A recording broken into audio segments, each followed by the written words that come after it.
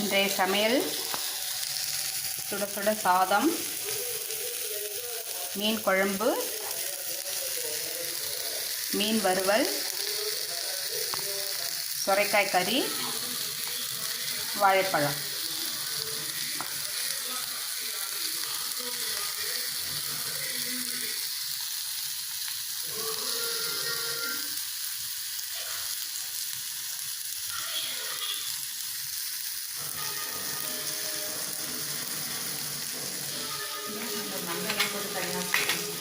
ஓ